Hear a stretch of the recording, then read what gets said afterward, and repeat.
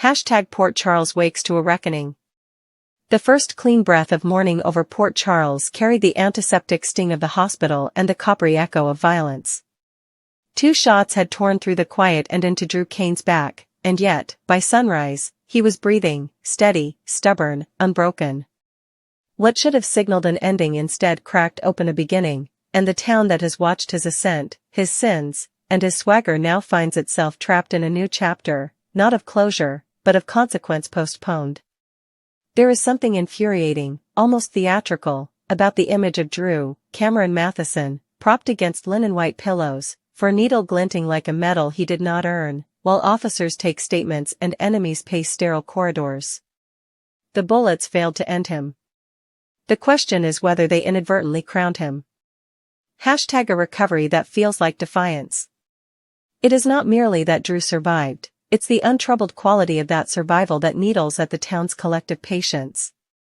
No paralysis to temper his stride, no convenient amnesia to tidy the past, no sudden diagnosis to reframe monstrous decisions as symptoms rather than choices. He is awake, lucid, and already gaming the optics, accepting visitors with the solemn gratitude of a wounded statesman, marshalling sympathy as if it were a currency to be spent later. The performance is chilling precisely because it is so efficient. Pain has made him neither reflective nor small.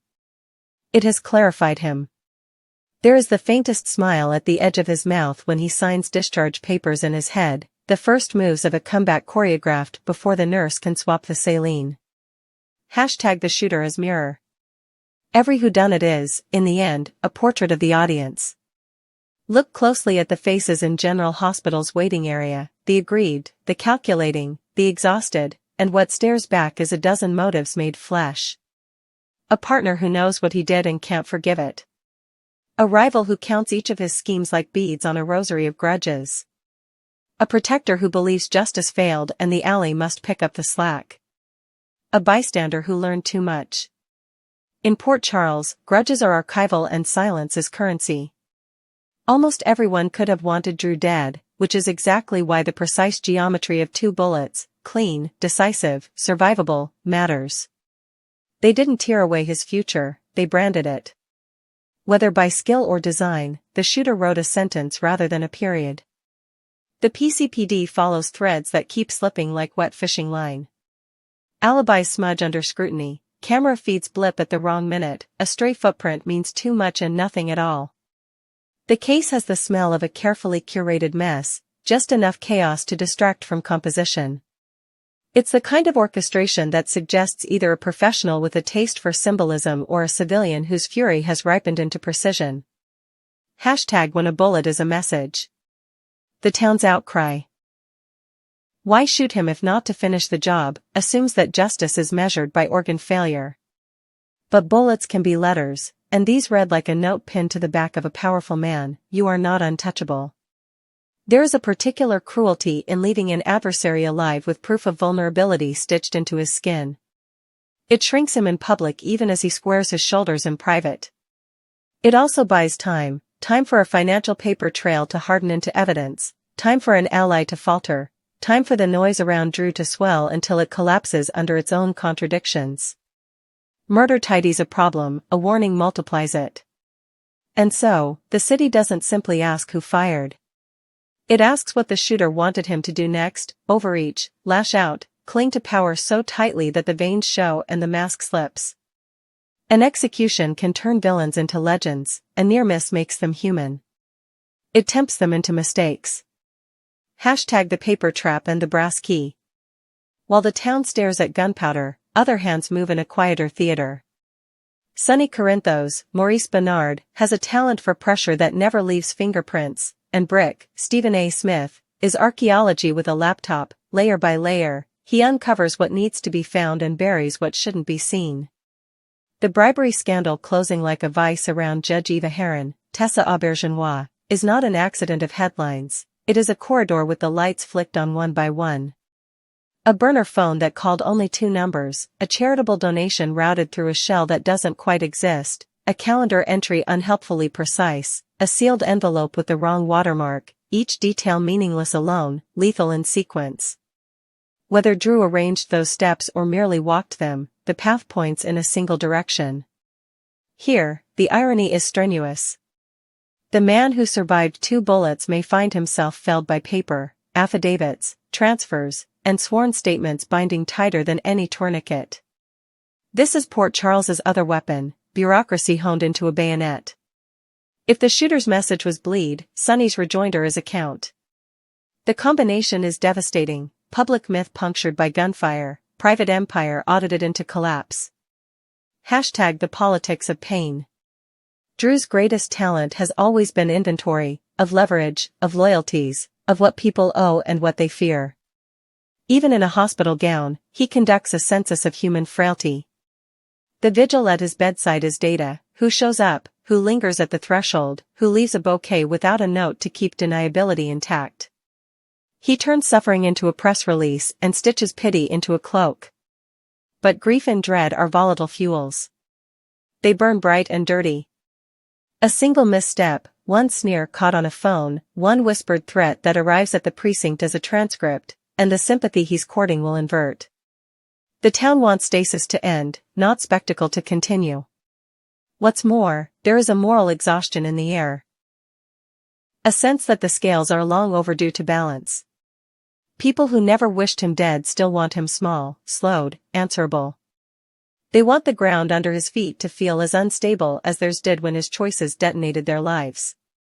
That is a form of justice the surgical team cannot mitigate.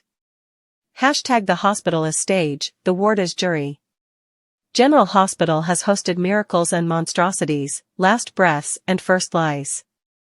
It knows when the drama is unspooling in the walls themselves.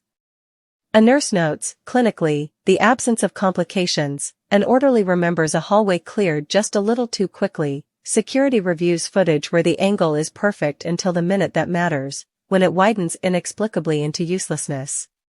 None of this is proof. All of it is story. And stories in Port Charles have gravity. They pull people toward confessions, betrayals, and alliances that would be unthinkable anywhere else. By afternoon, the ward feels like a courtroom with no judge. In one corner, a friend calculates whether protection means silence or speech. In another, a rival decides if mercy will cost more than vengeance. At the center, Drew listens. He has always been best at letting others talk, at coaxing truth from pride and fear. Now, with bandage tape tugging at his skin, he harvests intelligence and files it next to the pain. Hashtag the audience's patience and the shape of punishment. For months, viewers have watched the ledger grow heavy, schemes that ricocheted through families, deals that kept the powerful insulated and the innocent imperiled. They expected the price to be blood and were briefly satisfied when it finally came. But the story refuses to grant them catharsis by conventional means. This is not a saga about a bullet as a finish line. It is about the slow strangulation of a man by the very systems he believed he could always master. Punishment here will not look cinematic. It will look procedural. It will be the call he dreads that cannot be screened, the subpoena that arrives when he's dressed for other triumphs, the ally who doesn't answer, the judge who does. It will be weeks of uncertainty that shrink a man more than any wound. It will be doors that were always open closing with polite finality. It will be the dawning realization that the currency he spent so freely, charm, force, fear, is suddenly pegged to a market he no longer controls. Hashtag suspects, symbols, and the second bullet. The investigation will name suspects.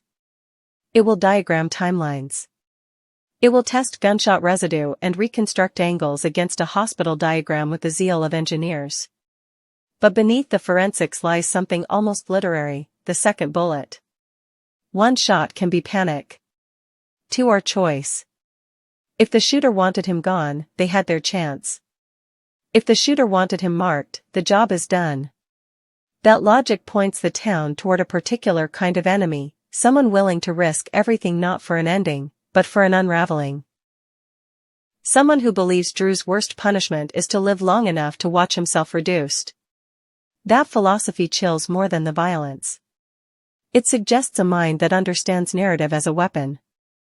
And in Port Charles, where myth-making is an industry and reputation a fortress, a weaponized story can finish what a gun begins. Hashtag the coming convergence. All the while, Sonny's quiet machine keeps humming, and Brick's files keep breathing. If the bribery case crests into an indictment, it will land not with spectacle but with paperwork, a curt knock, a measured tone, rights recited in a voice that has done this 100 times. Drew will be forced to fight on two fronts, publicly as a survivor who wants his ordeal to stand as absolution, privately as a defendant whose every email and late-night meeting becomes a stepping stone toward a courtroom he cannot charm. There is no guarantee he loses. Port Charles protects its own in complicated ways. Deals are made, and fate is as temperamental as weather. But something essential has shifted. The aura that insulated him has torn, and every step forward now drags the sound of ripping fabric. Survival has denied the town the neatness of tragedy, but it has granted them something perhaps more satisfying, the chance to witness accountability, messy, incremental, relentless.